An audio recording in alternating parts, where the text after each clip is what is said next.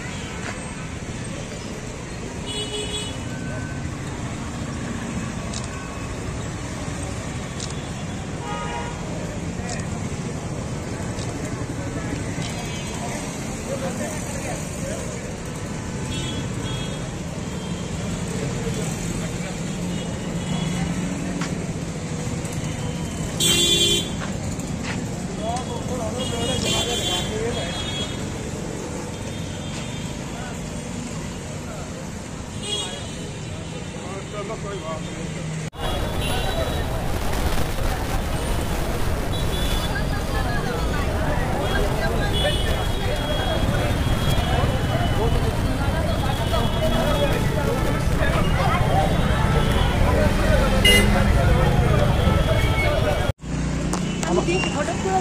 जैसे कि आपको आज खबर है कि आज इलेक्शन अनाउंस हो गया है, लोकसभा इलेक्शन।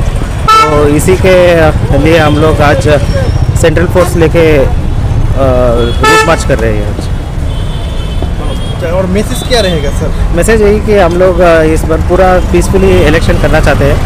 तो लोगों को यही मैसेज है कि हम लोग अलर्ट है और जो भी लॉ अपने हाथ में लेंगे हम लोग स्ट्रिक्ट एक्शन लेंगे।